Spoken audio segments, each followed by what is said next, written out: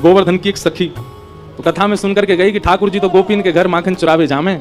कथा सुनकर के वाकई मन में भाव आई, मैं हूं ऐसा मक्खन निकालूंगी, ठाकुर जी मेरे घर चोरी करवे आमे। अभी की बात है, इसी कलिकाल में। अब मक्खन निकाल लियो, निकाल करके मैंने मटका में मक्खन सजा लियो, और वाकई मन में आई कि ठाकुर जी को कैसे पता चले कि मैंने मक्खन निकालो है। तो दर्शनार्थी दर्शन करने जाते थे, उन्हीं दर्शनार्थियों में मक्खन लेके जाती। तो सब तो सामग्री मंदिर में चढ़ा देती, वो चढ़ाती नहीं, पीछे खड़े होकर के वहीं से मक्खन के पात्र को ठाकुर जी को दिखाती। और ठाकुर जी दिखा कहती, धोरी गैया के दूध सो बढ़िया रात में जमाए करके मैंने दही निकारो, बात दही से ऐसा बढ़िया मक्खन निकारो लाला।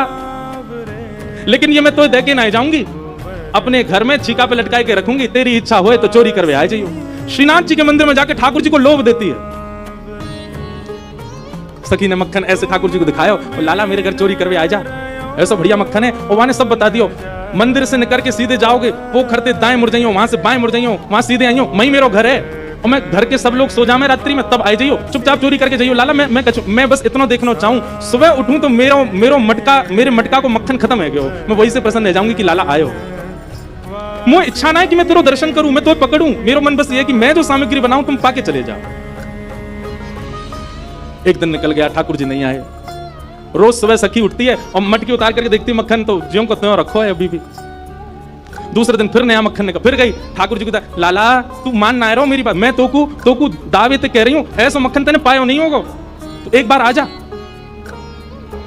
दूसरे दिन भी ठाकुर जी नहीं आए, तीसरे दिन फिर आई गई, फिर से आकर के ठाकुर जी को लोभ दे। अब वो रोज नए नए मक्खन निकाल के लावे और पीछे से ठाकुर जी को दिखावे। तो श्रीनाथ जी मंदिर में खड़े हैं, ऐसे कटाक्ष नीचे नेत्र हैं, सामने कुंभन दास जी बैठ करके कीर्तन सुना रहे थे।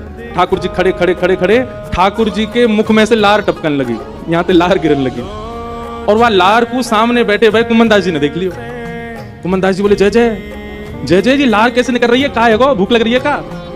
तो ठाकुर जी तो कुंभन दास जी से बात करते थे। ठाकुर जी, कुंभना एक सखी आवे रोज और पीछे खड़ी खड़ी वहीं तो मक्खन दिखावे मुझे, और मुझको रोज लोभ देके जाए, तुम चोरी करवे आ जाओ, तुम चोरी कर। अब मुझे तो यूं भय लगे, जो कलिकाल है, जो कलयुग है, कलयुग में मैं यदि सचल है तो सब पकड़ लेंगे मुझको, अब मैं बाकी यहाँ कैसे जाऊं, मेरे खावे को बड़ा मन कर रहा है। कुंभन दास जी के नेत्र सजल हो गए, बोले, जय हो नाथ, आपके रसोई घर भंडार में कोई कमी है?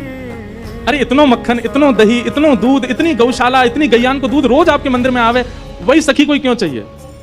बोले, अरे तो तू नहीं समझेगो, वो बड़े प्रेम ते आवे और सब तो चढ़ा जामे यहाँ पे। अब देखो, हमने कोई सामग्री मंदिर में चढ़ाई, भोग लगी कि नहीं हमको क्या पता, इतने लोग लाते हैं सामग्री, सबका भोग लगता है, कोई जरूरी थोड़ी। पर वाकई मन में ये भावना है कि तुम मेरे घर आओ, दर्शन भले ही मत दो, पाके चले जाओ, मुझको ये लगे कि हाँ तुमने पा लियो।